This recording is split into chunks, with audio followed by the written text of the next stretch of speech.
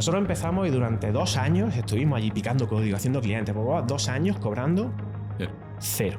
Nuestros empleados cobraban. Nosotros, los 3 socios, cobramos cero. Ahora mismo somos 165 personas en el equipo. Terminaremos facturando unos 8 millones aproximadamente. 2004 a 2025 van 21 años. Yo en 21 años, mi forma de trabajar ha sido la misma. Desde hace 4 meses ya no hacemos las cosas. Ha cambiado todo. O sea, da la magnitud de cambio. No te digo que el sector haya cambiado, pero te digo que algunos ya hemos cambiado la forma de hacer las cosas de arriba abajo. Perdí a mi pareja en un accidente de tráfico. Cuando yo estaba en la oficina, me preparaba para ir a una reunión y veo una noticia en prensa y en televisión y todo eso de ha ocurrido esta historia y han fallecido estas personas. Y tú sabes que tu pareja está en esas personas, porque está en ese sitio. ¿Ahí qué haces? Llamas por teléfono. No lo coge. Hablas con la familia y te dicen, nos acaban de llamar de la embajada. Quizá uno de los momentos más duros para mí fue cuando me fui al piso en el que vivíamos juntos y me puse a recoger. Eso era un momento duro. Prefería vivirlo en primera persona porque necesitaba masticar y necesitaba asimilarlo. Pero creo que, fíjate, si el primero fue impactante, o sea, un impacto punto, el segundo fue quizá el duro, es el que de verdad te enfrenta a la realidad.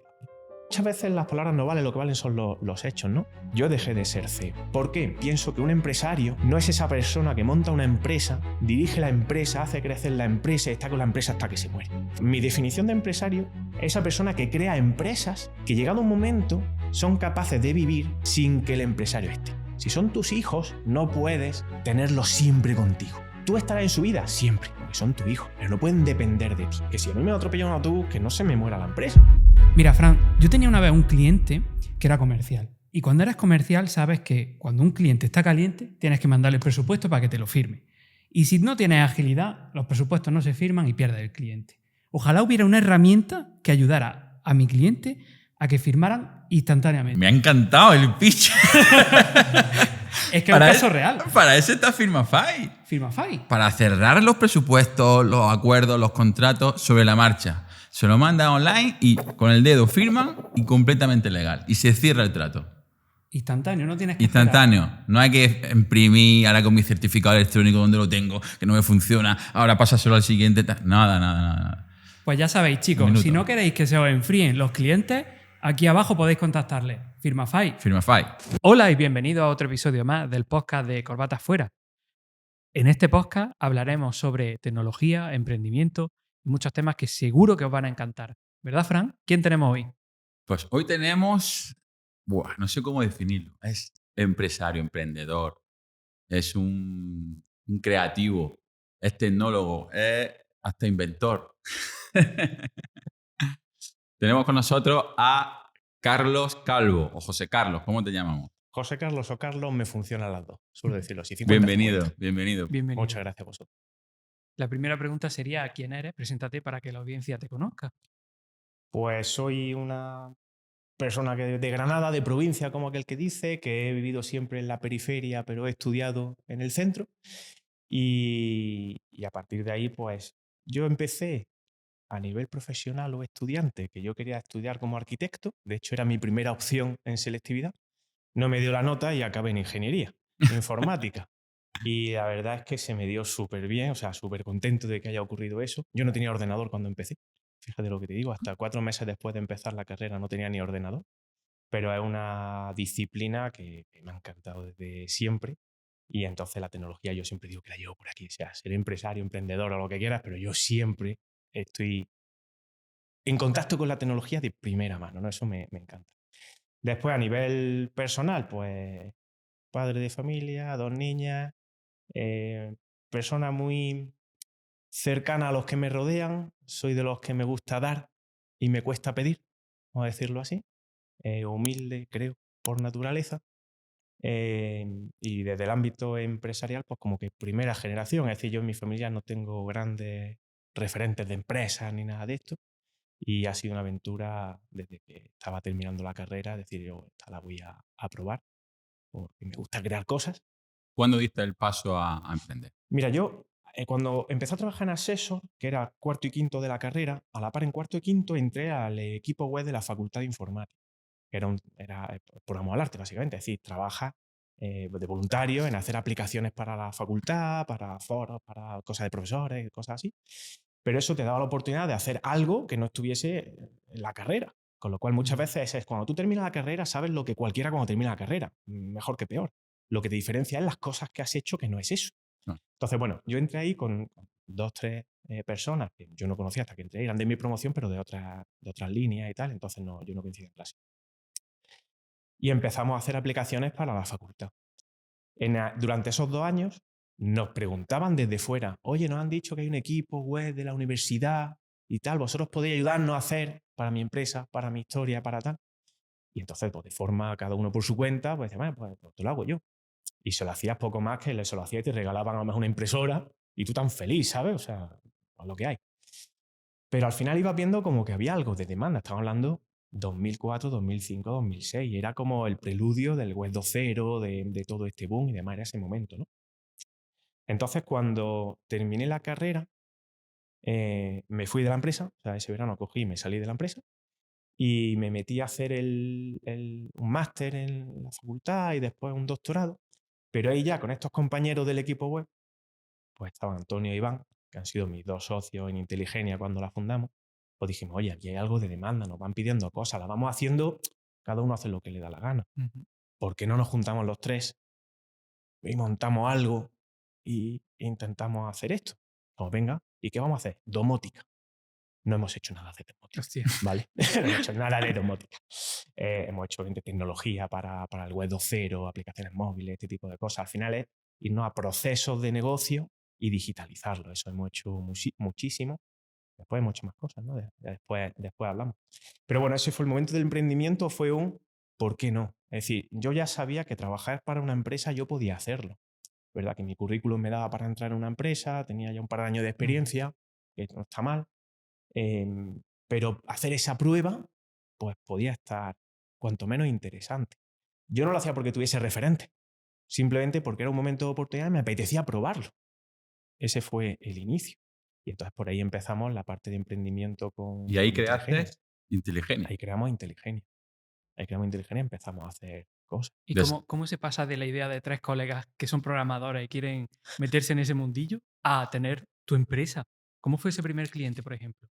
Ahí hay que echarle cara, obviamente. A todo tienes que creértelo. Uno de nuestros primeros clientes, si no el primero, fue la Universidad de Granada en su conjunto.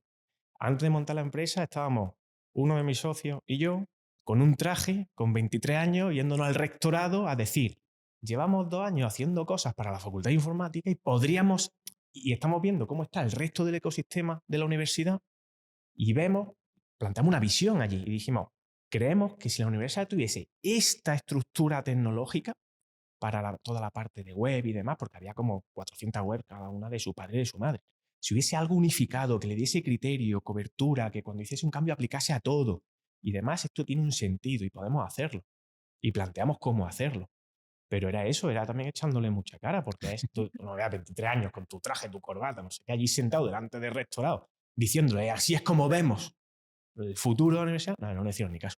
Pero lo que pasa es que unos meses más tarde iba a haber elecciones a rector y nos hicimos la misma reunión con cada uno de los candidatos a rector. A decir, oye, esto es lo que vemos en la universidad. Qué bueno. Y tuvimos la suerte que todos y cada uno de ellos pusieron en su programa que querían hacer un avance tecnológico a nivel web. No decían que lo fuesen a hacer con nosotros, solo que veían ese proyecto. Cuando salió el rector de aquel momento, pues un mes más tarde nos llamó. Dijo, quiero que empecéis a hacer esto que nos dijisteis que podíais hacer. Y por ahí empezamos. Previo a eso habíamos hecho cositas pequeñas y tal, pero siempre... Está claro. ¿Y cómo hacen 3 programadores o ingenieros para administrar una empresa? Porque siempre se ha dicho que los técnicos no tienen conocimientos empresariales. ¿Cómo organizaste y cómo lo hiciste? Vale, mira, ahí voy a romper un par de mitos, ¿vale? Es verdad que los técnicos no tienen conocimientos empresariales, vamos a irnos a la parte más de marketing, comercial, a lo mejor trato humano, que eso lo tienen o no lo tienen, ¿no? Sí. Es más con esa parte que con la capacidad de organización. Los ingenieros tienen una capacidad de organización muy bestia. Nos dedicamos a organizar cosas, a hacer protocolos, a hacer un algoritmo. Que un algoritmo es esto funciona así, tengo que entenderlo de arriba abajo. A nosotros nos pasa, o sea, ¿Por qué hacemos bien lo que hacemos como ingenieros cuando vamos a cualquier empresa a digitalizarla o a hacerle procesos, a meterle tecnología, inteligencia artificial y demás? Porque te sientas media hora, una hora con ese empresario que lleva 15 años en su empresa y en una hora tú ya has entendido cómo está organizado. Porque tienes que entender procesos. O sea, los ingenieros estamos acostumbrados a entender procesos y hacer procesos. Entonces esa parte se nos da bien de base. Otra cosa es la parte comercial, la parte de venta, la parte de marketing. Financiera también, ¿no? A lo mejor. Esos son números Sí, y esos los son números, las números. matemáticas, bueno, la vale, ingeniería. vale. Es más la parte de Va muy tratar de con mano. otro ser humano. Esa parte es la que suele Los costar. frikis no Esa conecta parte. muy bien, ¿no? Ahí está. Obviamente después hay quien tiene habilidades sociales y no te importa y a mí no me importa y yo trato bien con todo el mundo. Pero toda la parte de organización financiera, etcétera, etcétera, es algo que un ingeniero lo puede hacer sin problema. Te tienes que documentar, obviamente. De hecho, nosotros empezamos la empresa en 2008, la fundamos, y en 2010 todos los socios de la empresa empezamos a hacer máster. Yo hice un MBA, mi otro socio hizo otro MBA, otro hizo un máster en marketing, dirección comercial. Es decir, necesita obviamente formación empresarial. Claro. O sea, la formación es crucial. Y eso hace que a lo mejor cuando la estabas terminando la formación dices, bueno, llevamos 3, 4 años y es verdad que nos han salido bien muchas cosas por intuición. Es decir, no estábamos tan alejados de lo que después se tiene que hacer, pero te da concepto y te da orden y te da cosas que dices, vale, pero ya voy más sobre seguro. Pues básicamente te formas y demás.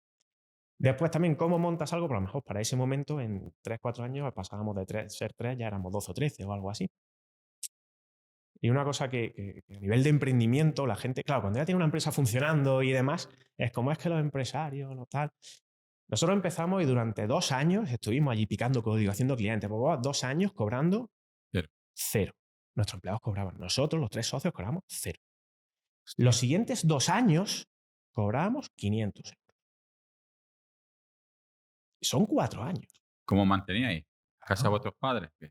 Yo por mi parte estaba trabajando en otra empresa, perdona, en ese momento estaba haciendo doctorado y doctorado con una beca de FPU pues te pagaban un dinero. Vale. Pues yo estaba por las mañanas haciendo el doctorado, por las tardes, o sea, yo trabajaba de 8 a 10, o sea, 14 horas, pues 14 horas, da igual, o sea, todas horas son pocas. Si trabajabas sábados, trabajabas domingo, toda hora era buena para avanzar.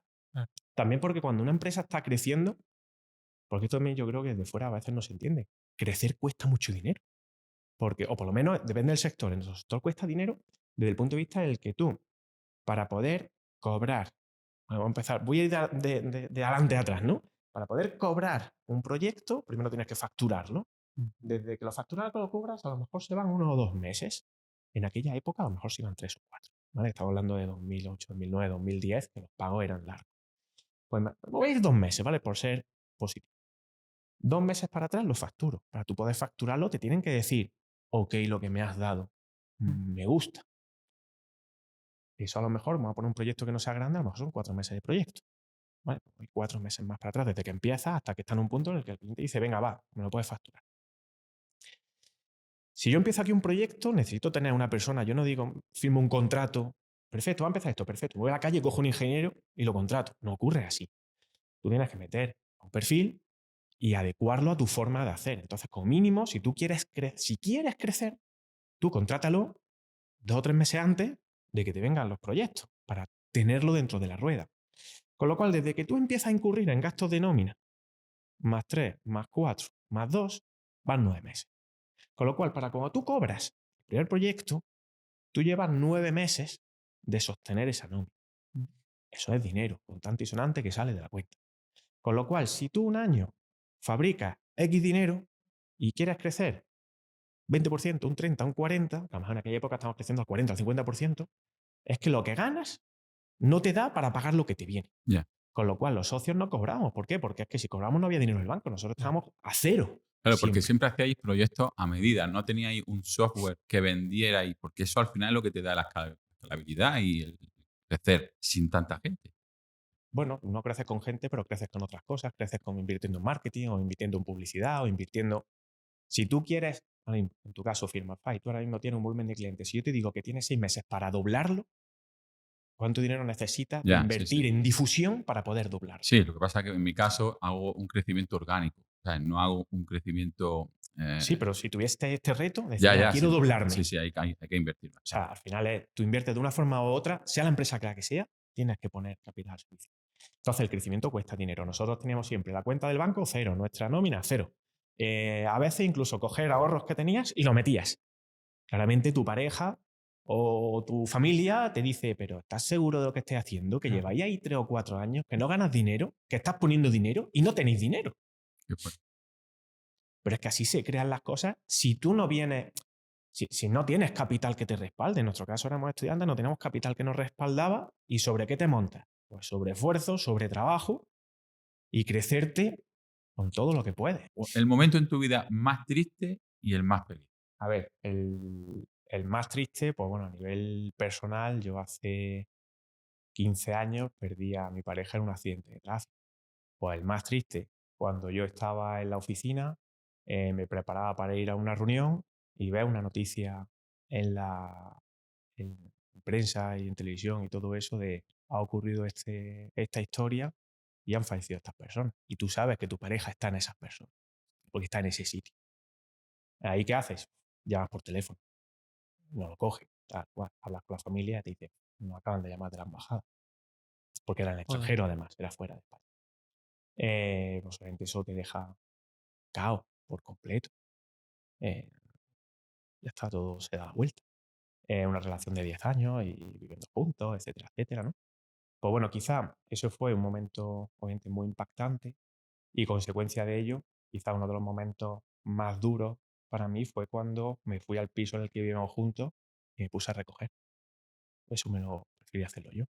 Coger y recogerlo todo porque me fui de vivir en ese sitio, porque ya no tiene sentido vivir allí, en otro sitio. Pero el coger todo y recoger, empaquetar y salir, eso era un momento duro. Prefería vivirlo en primera persona porque necesitaba masticar y necesitaba asimilarlo. Pero creo que, fíjate, si el primero fue impactante, o sea, impacto punto, el segundo fue quizá el duro, el que de verdad te enfrenta a la realidad. ¿Vale? En contraposición, momento más feliz. Esto al final es un tópico. He pensado muchas veces cuando me preguntan, ¿cuál es el momento más feliz? Porque todo el mundo dice, cuando coges a tu primero o tu hijo por primera vez, etcétera, etcétera. Y no puedo estar más de acuerdo. Es que de buena primera te cambia la vida de una forma preciosa, por decirlo así. Cuando pienso en, venga, por no ser el tópico, porque a veces me lo han dicho, no, pero no seas el tópico de lo del niño, ¿vale? Y por mucho que lo pienso, yo desde mi punto de vista, y lo he dicho siempre muchas veces, para mí la felicidad no es un momento muy feliz, es que intentes siempre tener muchos pequeños momentos felices y esa suma de momentos felices eh, es lo que tiene un sentido. Para mí esa es la felicidad. Yo creo que en un momento que sea, "Buah, este momento es la leche", que prefiero muchos pequeños momentos, el ser fiel a ti, el intentar disfrutar de cada momento. Yo soy una persona optimista por naturaleza. Me gusta disfrutar de las cosas por naturaleza. Si hay algo malo, intento. Siempre no soy positivista de decir, no hay nada malo. No, sí, yo soy consciente que eso es malo, que yo, bueno, teniendo eso controlado que está ahí, me voy a centrar en lo bueno. Entonces, intentar siempre buscar lo bueno, lo malo viene solo. Entonces, lo bueno es lo que hay que perseguir. Muy Joder, bien. me ha dejado con el momento más triste, me ha dejado un poco. Sí. Tiene que ser muy duro reponerte de eso. Al final tienes que meter de mucho de aceptación, de fuerza mental, de inteligencia emocional, de todo lo que tú quieras, pero tienes que ponerte ahí. Eso son cosas que no olvidas, que las llevas contigo, pero que forman parte de ti. Al final la gente llega, nos acompaña un periodo de la vida, nos enseña cosas y se va. Y todos estamos en esa rueda. Sí. Y todos estamos en esa rueda. Y que nos puede pasar a cualquiera en cualquier momento. Yo eso lo tengo claro, vamos. No salgo de aquí y por ahí te atropella un coche. Puede pasar. Mm. Ahora es como tú gestionas esa situación. Y no es fácil de gestionar. Y ya no solo por la parte tuya, sino por los contextos que hay a tu alrededor. O sea, hay muchas cosas que se mueven a tu alrededor en torno a algo de este tipo que pueden ser más o menos complejos de llevar, ¿vale? A nivel personal. Mm. A lo mejor yo me fui a casa de mis padres y a las 2 semanas me independicé otra vez. O sea, me fui. Porque aquí no puedo. O No sea, aguantaba. necesitas tener tu espacio. Claro. Claro. ¿Y hasta dónde llegaste ahí? La etapa de Inteligenia, al final, cuéntanos, porque al final Inteligenia se fusiona con Nazaríes. Sí. Cuéntanos esa etapa de finalización. Tú también saliste como CEO, creo, un año antes. Cuéntanos Sí. eso. Pues mira, Inteligenia nació en 2008, la fusión con Nazarí Inteligenia la hicimos en el 22, estamos hablando ya de 14 14 años, años. 15, o sea, que Guau. fue un tiempo, ¿no? Un año antes de la fusión, efectivamente, yo dimití de CEO o cedí el cargo de CEO. Y cuento un poco eso, ¿vale? Porque creo que hay gente que no entiende el por qué. Oye, si tú eres fundador o el dueño de la empresa y llevas siendo CEO 14 años, Mm. ¿por qué dejas de ser CEO? Mucha gente dijo, deja de ser CEO porque se va. Claro, porque la quiere vender o O lo la que quiere sea. vender o se quiere ir o lo que sea. A mí me ha pasado muchas veces a lo largo de todo este tiempo, hasta ese momento, y ahora llego a la fusión, el José Carlos se va de la empresa. Pero porque también tengo una rama emprendedora. Es decir, yo no he montado Intelligenia y ya está. O sea, yo monto Intelligenia, después montamos Intelligenia Dynamics, pues cuento una de esas, esa fue una opción buena. Después de eso, a lo mejor he montado 4 cosas. Algunas han funcionado, otras no han funcionado, unas mejor, otras peor. Pero cada vez que montaba algo, pues José Carlos se va. Se ha montado algo porque se va. Ah. O cuando me fui a Madrid, a 2013 o 14 o algo así, pues dije, oye, me voy a Madrid. Me fui allí, alquilé un piso y estuve 2 años en Madrid. Venía aquí los fines de semana, estaba allí toda la semana para abrir negocio en Madrid. Pero cuando yo dije, me voy a pillar un piso en Madrid y me voy a Madrid, José Carlos se va. Bueno, te vas a Madrid. En Madrid hay mucho negocio tecnológico. En aquella época es que la tecnología no había en Granada. La tecnología estaba en Madrid y Barcelona. Claro. Pero no se va. Terminé la etapa de Madrid y empecé a viajar a Estados Unidos, a Miami. Iba cada 2 meses a Miami, monté ahí una empresa en Estados Unidos, una filial de Intelligenia, y empecé a hacer toda la documentación para irme a vivir allí con la familia. La gente decía, José Carlos se va. Claramente se va allí, vive allí. En Estados Unidos hay muchas oportunidades. ¿No? Llegó un momento en el que yo dejé de explicar nada de eso, es decir, mira, yo voy a ir haciendo y el camino habla Pero por te sí cansaste solo, de ¿no? dar explicaciones a todo el Sí, mundo. porque muchas veces las palabras no valen, lo que valen son los hechos, ¿no? Entonces, lo que comentas de CEO, yo dejé de ser CEO. ¿Por qué? Una de mis obsesiones desde siempre, a lo mejor en general, es que pienso que un empresario no es esa persona que monta una empresa, dirige la empresa, hace crecer la empresa y está con la empresa hasta que se muere. Que también será un empresario, pero mi definición de empresario es esa persona que crea empresas que llegado un momento son capaces de vivir sin que el empresario esté. Si son tus hijos, no puedes tenerlos siempre contigo. Tú estarás en su vida siempre, porque son tu hijo, pero no pueden depender de ti. Entonces eso es algo que me ha obsesionado desde siempre, porque tú tienes que poder crear cosas y que si a mí me atropella un autobús, que no se me muera la empresa, Claro. porque depende de mí. Entonces, yo bajo esa suposición, todos los puestos de la empresa los iba redundando. O redundando, por lo menos que más de una persona supiese de lo mismo. Porque si esta persona se va de vacaciones, o le pasa algo, o se va, la empresa sí, hombre, te cuesta, te sufre un poquito, pero te recompone. Hasta que hubo un momento en el que dije, todo más o menos está así, menos mi posición. Así a mí me pasa algo y nadie tira de esto. Y con eso llevaba 2 años antes de dimitir de CEO. Ya 2 años dando vueltas cómo hago esto. Pero también por el tamaño que teníamos, la liquidez que teníamos, yo no me podía permitir. Me voy al mercado a contratar un CEO de una tecnológica. Claro. Son perfiles que no abundan. Y si lo hay, no son baratos. Y que quieran venir a un proyecto, a lo mejor del tamaño en el que yo estaba, que éramos 30 personas, tampoco es un tamaño espectacular. Entonces yo decía, no me puedo permitir contratar a nadie. Mientras tanto, pues lo sigo haciendo. Y hablando con una persona bastante de una empresa, de una consultora de estas a nivel internacional, súper grande, el responsable de toda Europa de esa consultora, tuve un café, una comida con él. Y hablando así, pues les puse esto. Digo, lo que me preocupa es esto. Dice, ¿y por qué no tiene nadie en tu empresa que pueda cederle el cargo? Y, hombre, pues, tengo una persona que es mi subdirección, obviamente pues lleva conmigo tiempo y hace bien las cosas y tal, pero todavía es joven, ¿no? Como para esto, porque tiene 27 años y todavía es joven para coger la dirección general de la empresa, tal. Y me dijo una palabra que a mí me fundió. Me dice, ¿tú cuántos años tenías cuando la montaste? Digo, 23. Dice, a lo mejor con 27 sí es capaz. Salí de ese café, en Barcelona estaba, vi el teléfono, dije, Natalia, ¿tú serías el CEO de la empresa? ¿Asumirías ese cargo? Sobre la marcha. Yo no era porque a mí no me gustase ser CEO, porque no pudiese o porque me agobiase ser CEO. Es porque necesitaba redundar esa posición. Para que si en algún momento pasaba algo, si Natalia no estaba, estaba yo, si yo no estaba, estaba Natalia, pero la empresa no dependía de una persona. Pero no ahora hay 2 socios o 3 socios. Éramos 3 socios, Uno de ellos, a día de hoy, está trabajando en Google. Lleva allí ya 8 o 10 años en Google, lleva un cargo fuertecillo.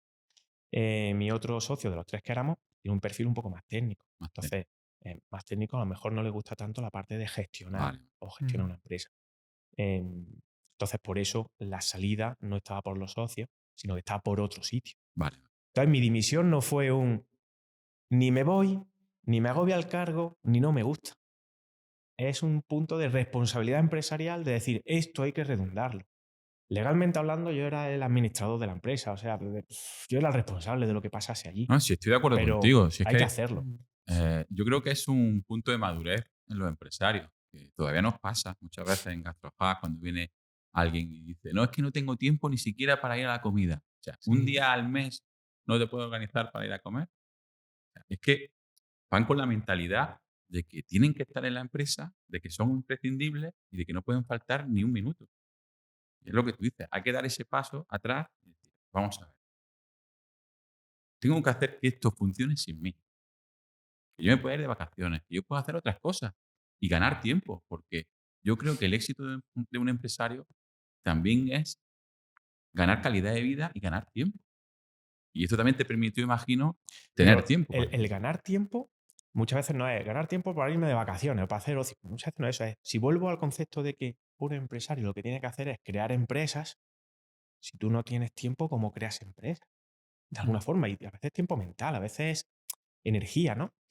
Pero cada profesión o cada profesional tiene su responsabilidad, ¿no? Igual que como ingeniero. Yo soy ingeniero, pero bueno, los ingenieros que puedan estar en el sector, su responsabilidad es crear tecnología. Por la responsabilidad de la gente que es capaz de crear empresas es crear empresas.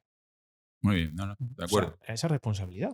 Me acuerdo de una frase que le dije cuando le pasé el cargo a Natalia. Una cosa importante era, claro, yo sigo estando de administrador de la empresa, voy a seguir estando en la empresa porque yo voy a seguir estando allí, apoyando donde tenga que apoyar, no en dirección general, pero donde tenga que apoyar. Y yo tenía que de alguna forma protegerla de mí.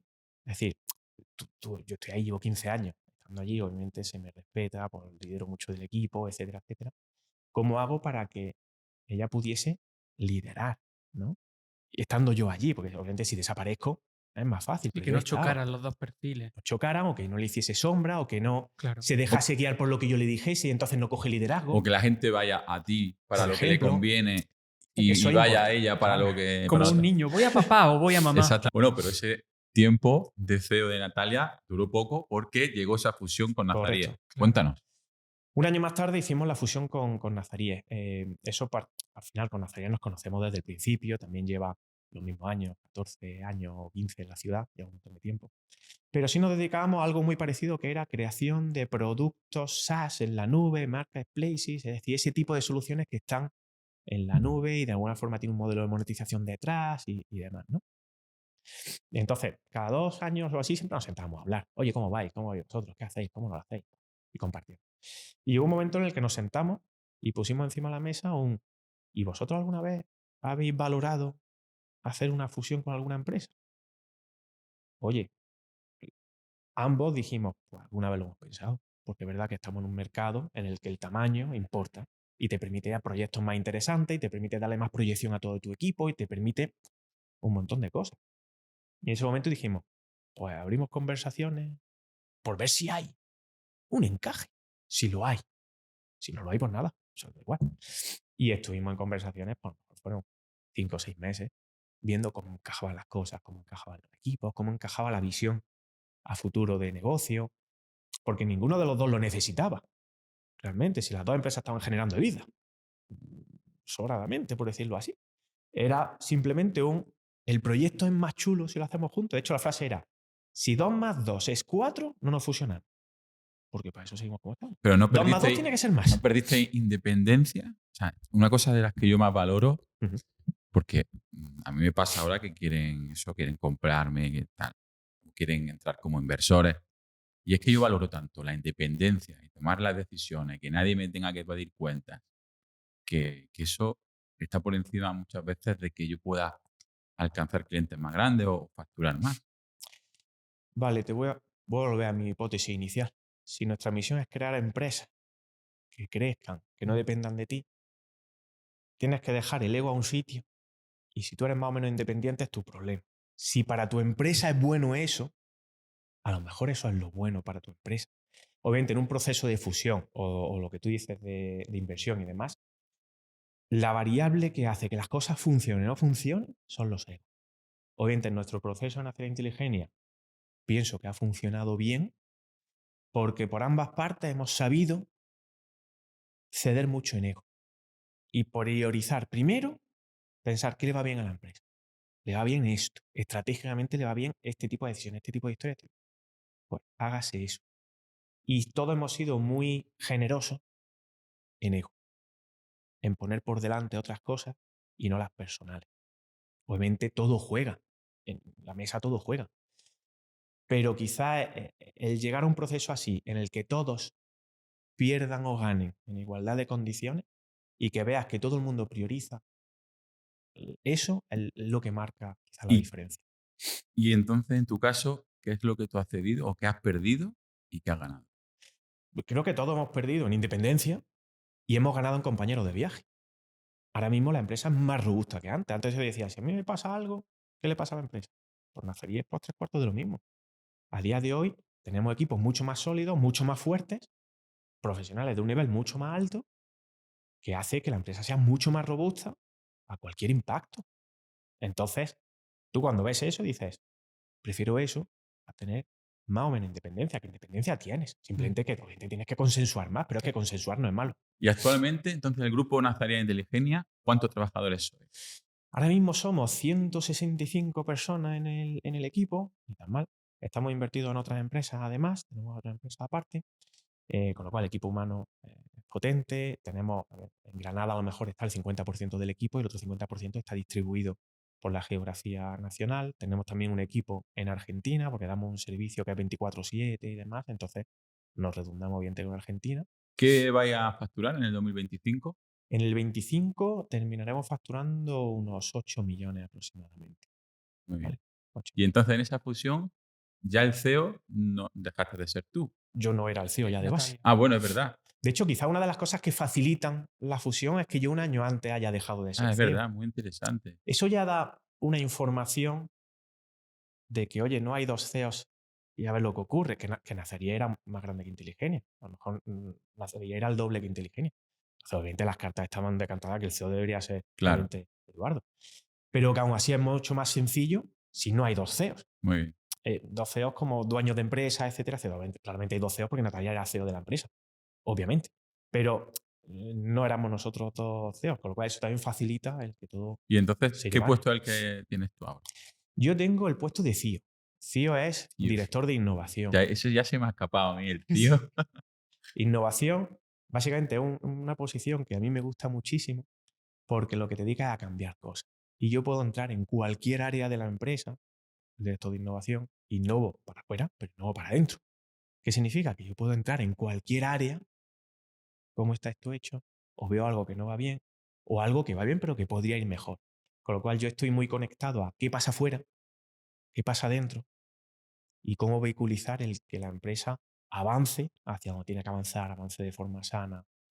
Cambiemos la forma de hacer las cosas. A mí me gusta mucho cambiar la forma de hacer las cosas. Como emprendedor que soy, me gusta montar cosas hacia afuera, pero también hacia adentro. Entonces hay productos, servicios, nuevos proyectos que los veo, que veo que encajan dentro de lo que somos y dentro del mercado al que vamos, y a lo mejor me cojo el proyecto de organizar eso. Mira, vamos a organizar esto con estos equipos, montamos esta nueva línea de productos, esta nueva línea de servicios. Entonces me dedico un poco a llevar esa metamorfosis de la empresa por ciertas áreas. ¿Dónde crees que habría que invertir o qué tendría que hacerse para el futuro? A ver, yo conozco las áreas que yo conozco. Te digo dónde yo quiero en los próximos años, donde yo sí voy a invertir y ya estoy invirtiendo tiempo e invertiré más o dinero o lo que pueda, ¿no? Los recursos que pueda tener, en el ámbito, en un ámbito que une dos grandes cosas, psicología y tecnología. Es un ámbito que durante los próximos 5 o 10 años va a crecer mucho.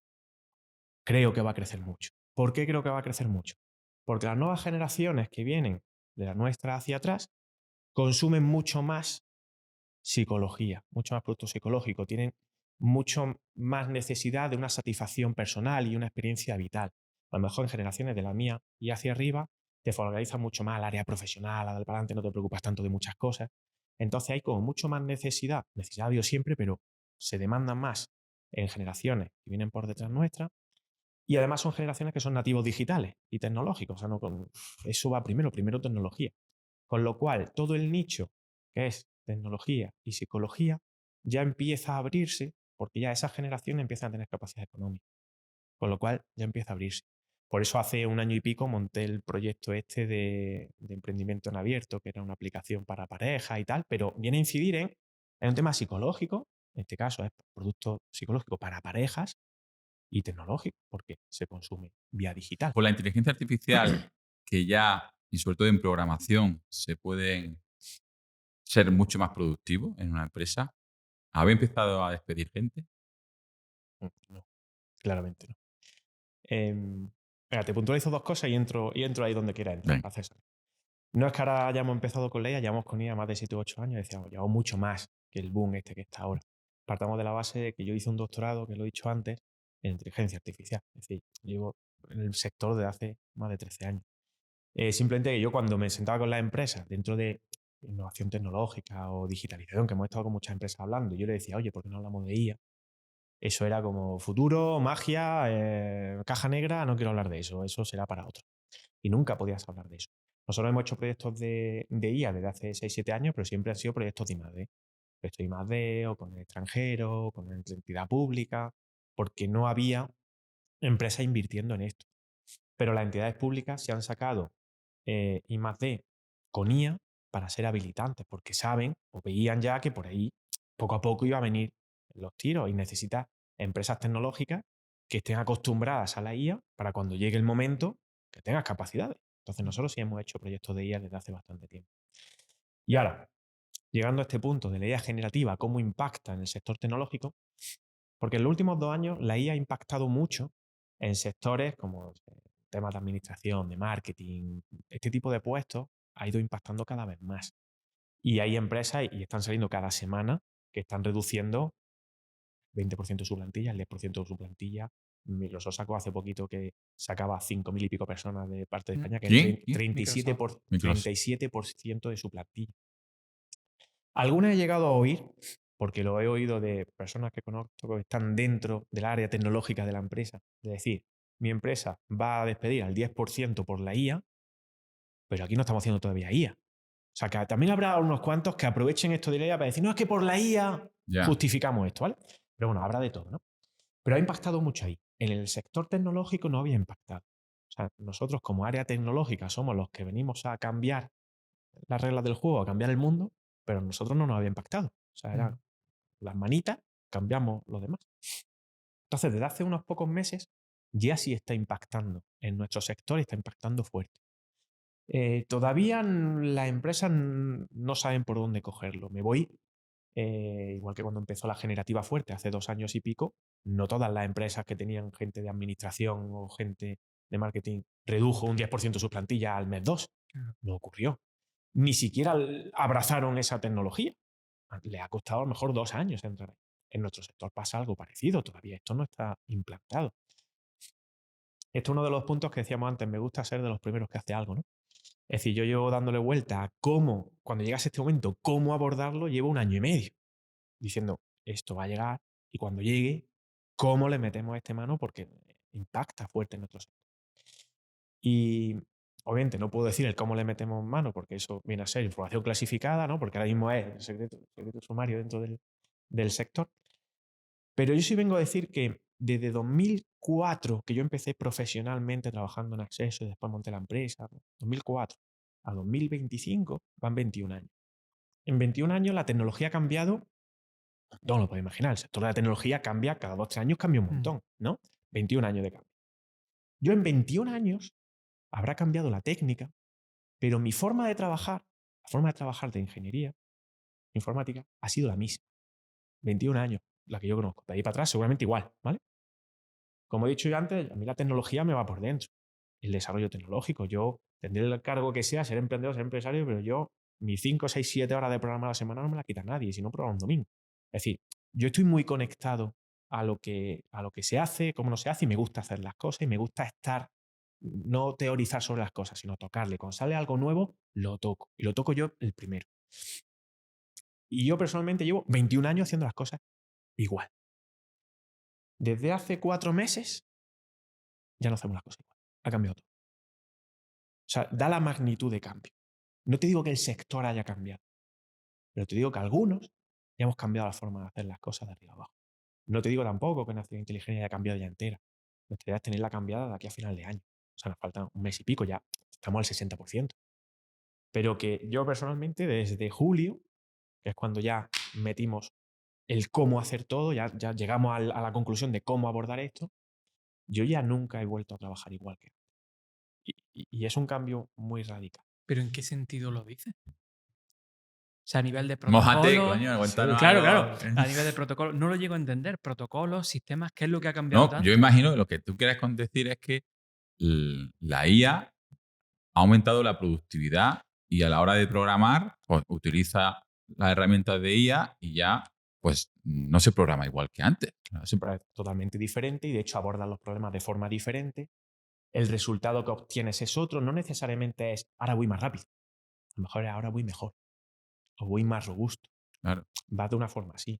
De hecho, yo estoy hablando con empresas muy grandes, grandes consumidores de grandes consultores, ¿vale? O sea, estos grandes contratantes, ¿no? Y sentarme con dirección tecnológica y decirle, mira, te voy a contar cómo estamos haciendo las cosas, no te puedo dar todo, pero te voy a dar hasta un punto en el que más o menos visualice y obviamente te pido confidencialidad porque hay más competidores en la mesa, en su mesa hay más competencia, pero quiero que me des feedback de cómo lo ves. Poner todo eso encima de la mesa y la reacción es la de el resto no está aquí. No sabía que estaba ahí así, pero el resto no está aquí y tengo reuniones cada 3 semanas justamente para hacer demos, para ver lo que hacemos y te lo enseño hasta un punto, pues no te lo puedo enseñar todo, porque nos ha costado a lo mejor 8 o 10 meses llegar a ese punto. Pero ¿realmente va a subir tanto la productividad que se van a poder prescindir de puestos de trabajo? En ¿O ingeniería no, en ingeniería no? pero no porque tengamos en cuenta que a día de hoy estamos en un ámbito en el que la tecnología está moviendo el futuro de la humanidad, o sea, Sí, de sí. todo. Yo hago la siguiente historia. Si la tecnología es la que está cambiando el mundo, ¿cómo vamos a reducir el sector tecnológico? No puedes reducirlo.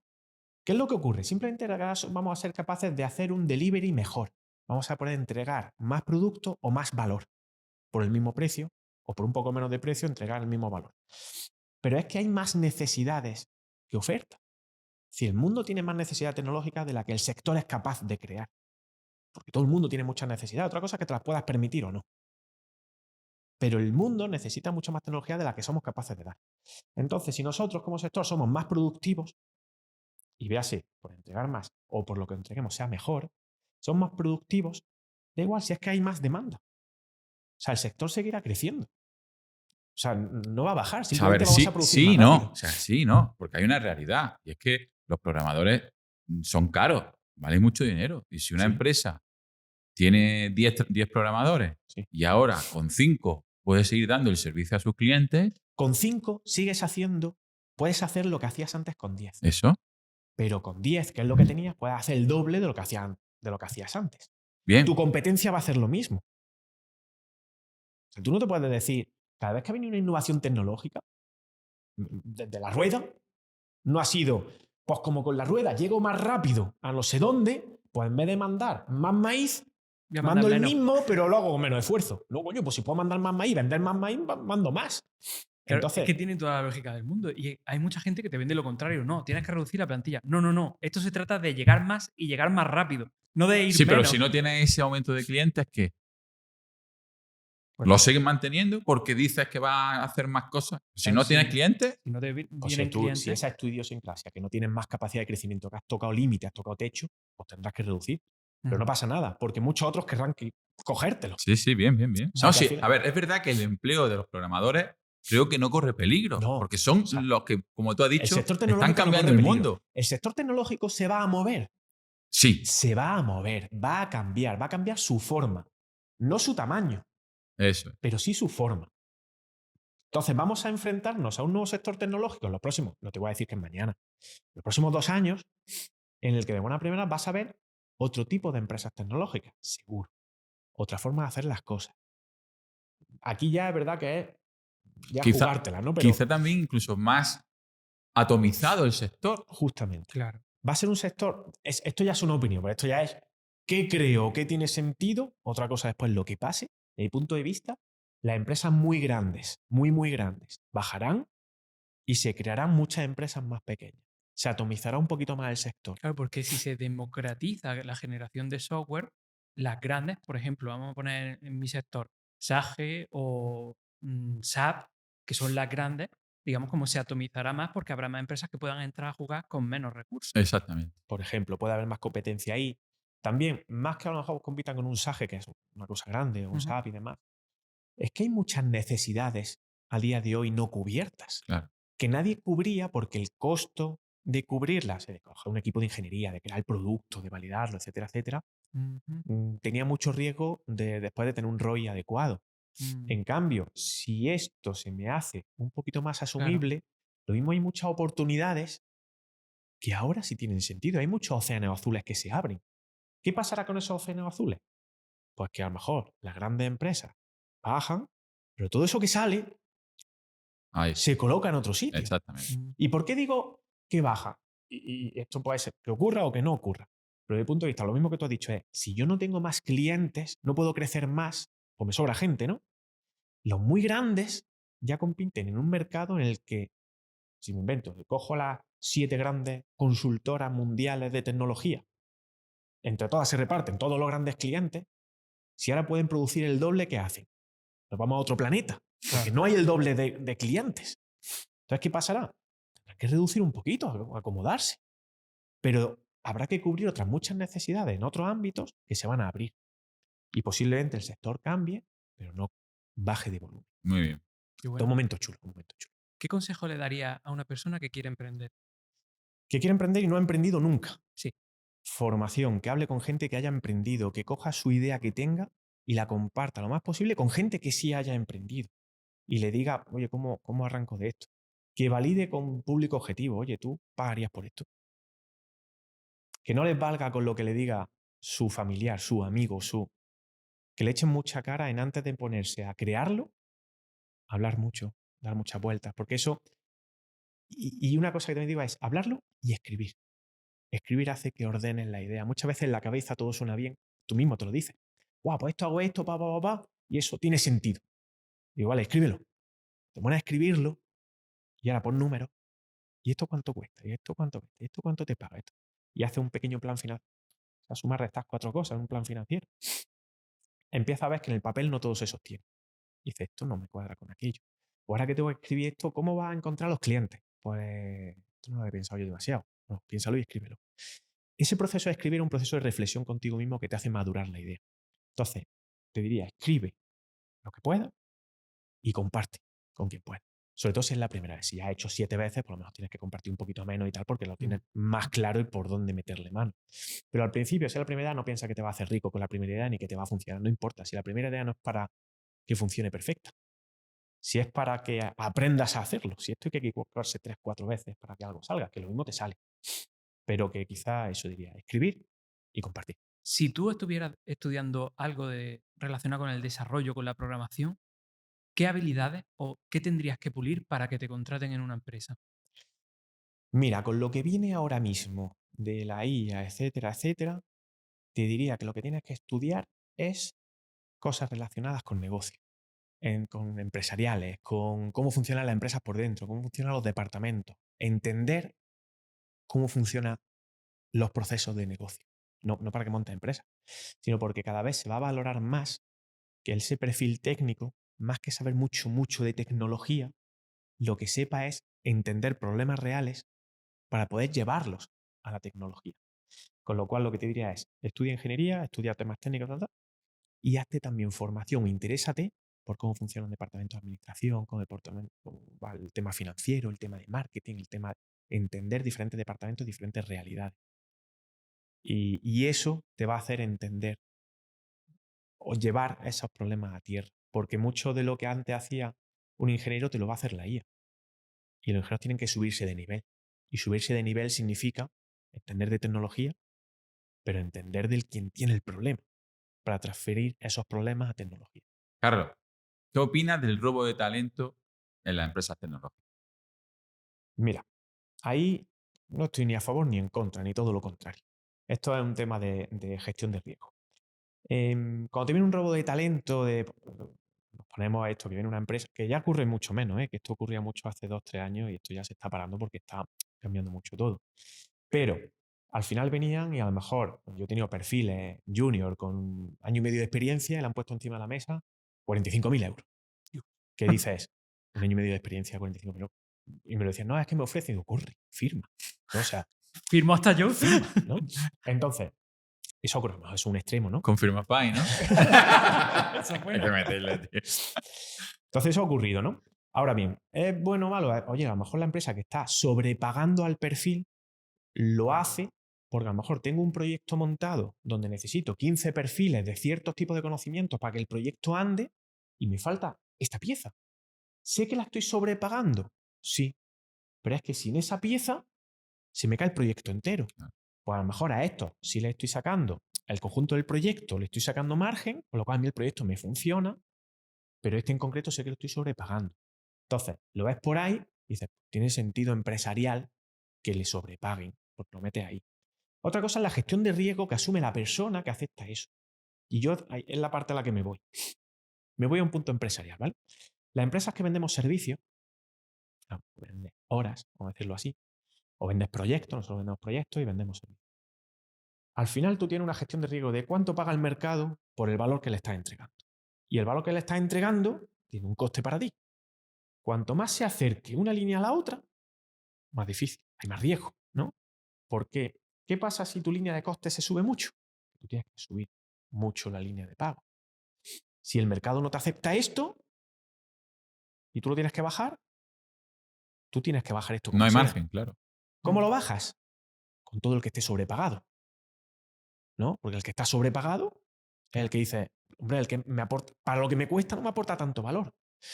Entonces, al final muchas veces es, yo entro en una empresa y todos podemos entrar en una empresa y es que yo genero más o genero menos. Yo cuando he estado trabajando en una empresa, yo quiero generar mucho más de lo que yo reciba porque me aseguro que voy a poder negociar una subida de sueldo, por lo pronto. Ahora, yo sé que cuanto más cerca estés del valor que generas, más difícil va a ser ni subir, pero más difícil es que como esto en línea de aquí, el mercado baja un poquito, Está te fuera. acabas de salir. Te has salido del mercado, ya está. Entonces, a veces es mucho más interesante. Es verdad que he visto gente que acepta a lo mejor posiciones así y un año y pico más tarde se acaba ese proyecto para el cual era necesario y sale de la empresa. Y ahora lo malo es que vas con una expectativa salarial difícil de cubrir, lo mismo te acostumbras a esa expectativa salarial, pero nadie te la paga. Y entonces hay picos, ¿no? O sea, hay que saber gestionar bien el. Tienes que ser consciente que te están sobrepagando y muchas veces puede que no lo seas. Piensas que vales eso, ¿no?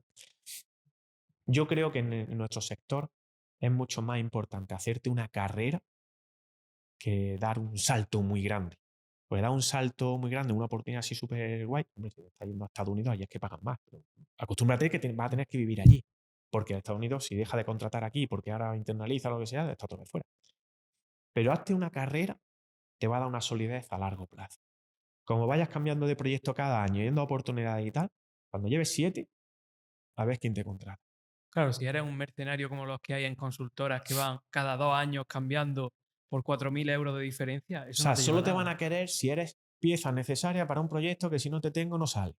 Pero si no, no, porque a nosotros nos cuesta, a un ingeniero que no entra a la plantilla, hasta que no lleva un año y pico con nosotros, no es productivo realmente, no está alineado con lo que hacemos. Con lo cual, si a mí alguien se me va al cabo del año, me ha hecho un roto increíble, porque has dedicado mucho tiempo a eso, todavía no lo has puesto a funcionar, y para cuando va a empezar, se va. Cuando tú ves un currículum que te viene con 3 o 4 así o 5 así, pues No lo no, quiere. porque es que me va a costar un año de inversión para que después se me vaya. Sabes del palo que va. Entiendo que si ha estado aquí 4 años, allí 7, y en la última ha estado 1 porque no le ha ido bien, lo entiendes. Mira, una persona, coño, que le gusta desarrollarse, que crece, y ha podido tener una mala experiencia tanto Porque de eso. ¿cómo retienes ahora ese talento que no sea poner una mesa de ping-pong, por favor? Al final es trato humano, darle proyectos interesantes, que vean que crecen en responsabilidades. Yo he tenido gente en el equipo, a lo mejor gente que entró hace 6 años y salió hace 5, un año. Y ya venía de estar en 7 sitios un año cada uno. Pero esto que lo necesitas, lo metes y después dices, si no lo tenía que haber metido, si al final no te aporta. Pero ¿sabes una cosa que detectas de esos perfiles? Que cuando tú tienes 8 años de un año de experiencia, en ninguno has creado responsabilidad de gestión de equipo, te has enfrentado a proyectos más grandes, Mm. has evolucionado, tienes como 7 veces la misma experiencia. Gente que a lo mejor lleva con nosotros 6 o 7 años, por hacer el mismo símil, en 6 o 7 años a lo mejor tienen un equipo de 10 personas a su cargo, se han enfrentado en proyectos súper interesantes a nivel nacional o internacional, etcétera, etcétera. Han tenido un bagaje que eso es lo que hace que tú te sientas como profesional que estás avanzando. Si tú simplemente cada año cambias de empresa y solo te mueves por el dinero, tú dirás, pues lo mismo está ganando un poco más, pero profesionalmente hablando, tú no te estás desarrollando. Que lo habrá que lo haga, que esto es una opinión mía.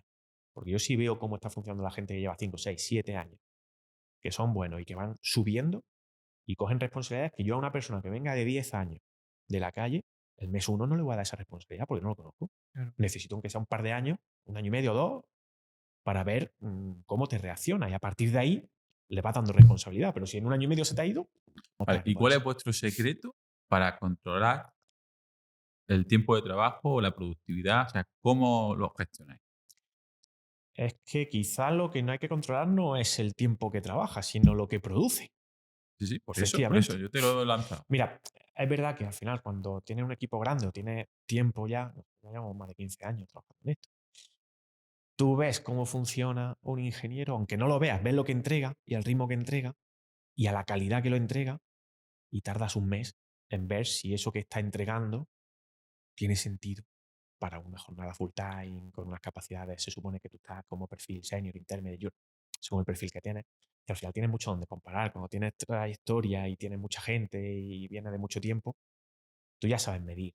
Solo viendo lo que entrega, tú dices, ¿me cuadra o no me cuadra? ¿Y con la IA habéis modificado esos parámetros? Claro, o sea, el que ya esté usando IA tiene que tener otros parámetros. Pero ya te digo, nosotros no nos vamos con la IA tanto a producir mucho más, sino a que lo que produzca esté mucho mejor hecho. Bien, bien. Que sea más robusto, más estable y tal. Y obviamente también lo notas. Al final simplemente ves el resultado y como lo haces por comparativa. También te digo, lo he dicho, las cosas las hago yo en primera persona también. Y hace que tenga una visión clara de qué se puede y qué no se puede hacer. Entonces al final tiene esa sensibilidad a si lo que te está entregando cuadra o no cuadra con la Muy realidad. bien. Y eso lo detecta en los primeros 2 3 meses de la persona. Estupendo. Bueno, pues ha llegado el momento que nos tienes que hacer una pregunta a él y otra a mí. Venga. Bueno, Pedro, nos conocimos hace un año y medio en LinkedIn Lunch aquí en Granada y la verdad es que te vi una actitud muy proactiva de querer hacer, de querer inventar, de querer crecer y demás. Y mira, Después vi que te metiste con Fran en Corbata Afuera, me gustó mucho ver esa sinergia. Te iba a preguntar cómo te ha aportado a ti este camino que llevas en Corbata Afuera. qué buena pregunta. Me alegra que me haga esa pregunta, porque me ha aportado muchas cosas en un sentido que me realiza vitalmente, que no podría explicar con palabras. Te explico por qué. Yo he sido project manager, desarrollador, 8 años, muy tecnológico, muy analista, y esto ha sido desde un foco totalmente diferente, de seguir algo que más o menos me apasionaba y que no sabía por dónde iba a tirar, algo como un emprendimiento. Y me ha realizado en el sentido de hacer algo que me apasiona, que no se me hace difícil, que no es algo que hago por obligación. Y he aprendido sobre todo cómo gestionar redes, cómo comunicar, cómo guionizar las entrevistas, por ejemplo. He aprendido tantas cosas de un viaje que yo no esperaba nada. Simplemente quise reunirme con Fran, tomar un café y ver cómo le sonaba la idea de un podcast. Y mira, un año después, entrevistando a casi más de 20 CEOs, super top de Granada, de Málaga, creo que este viaje ha sido una maravilla para mí, porque he aprendido de todo, a nivel empresarial, a nivel de finanzas, de todo, de todo. O sea que yo estoy muy contento de haber tomado esa decisión de dar el paso, decir, venga, voy a hablarle a Fran a ver qué le parece esta idea. Y muchas veces las mejores cosas que nos pasan en la vida pasan por salir de esa zona de confort y decir, venga, no lo pienso tanto y actúo. A ver cómo va esto. Un poco de coraje, ¿no? De De coraje, de voy a decir, tirarme a eso. claro. Pues, Fran, una pregunta para ti, porque tú estás muy metido, aparte de obviamente tu empresa, Firmafy, etcétera, en todo el mundo, networking, creación de vínculos y demás. Y yo creo que esto va un pasito más allá dentro de la escala de valor, de necesidades de Maslow, etcétera, etcétera. ¿Qué quieres dejarle tú al mundo? Wow.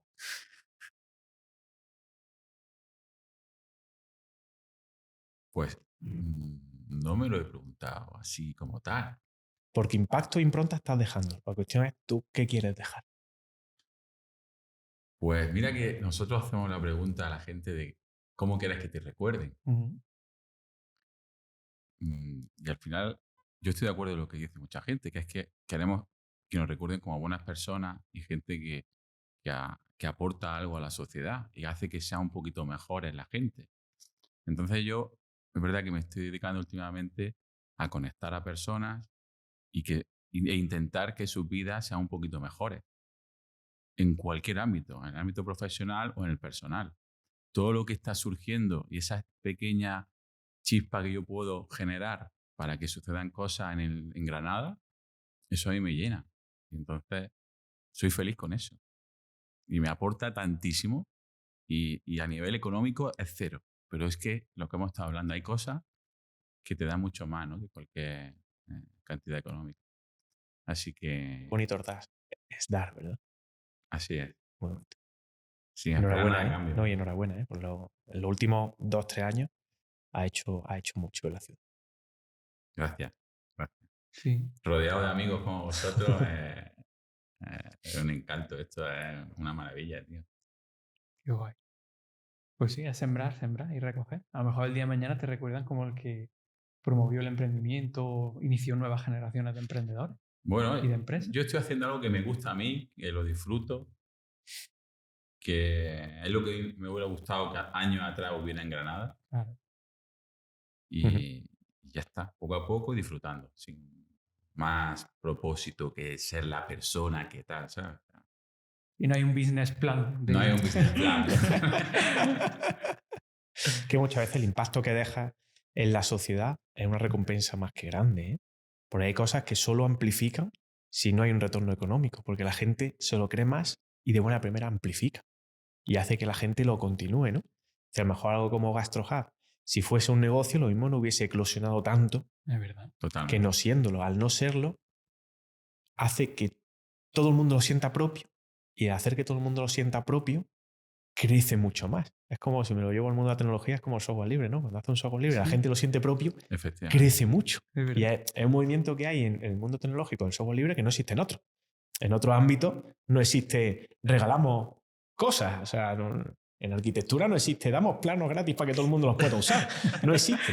Pero en nuestro sector sí lo hay y generar ese tipo de comunidad en el que no es el software de una empresa, sino que es software de todos, hace que todos contribuyan y hay mucha de la tecnología mundial que hay a día de hoy está gracias a que es software libre. Gracias a ese movimiento común. Pero hace falta que alguien Pues somos una aporte comunidad ahí. libre, ¿no? Sí. Pero sin hippie. Bueno, Pues muy bien. Hasta aquí el capítulo de hoy. Hemos aprendido mucho sobre emprendimiento, sobre el sector tecnológico. A mí me ha encantado. Sí, además ha tenido diferentes ritmos, ¿no? Ha tenido esta fase hasta ahora también está muy bien. Pues nada, muchísimas gracias por seguirnos. Sois muchos los que nos estáis dando la enhorabuena por el podcast. La verdad que lo recibimos con mucha gratitud y seguiremos haciendo esto porque nos encanta. Así que espero que nos sigáis, que os suscribáis. Abajo, suscribirse, aquí.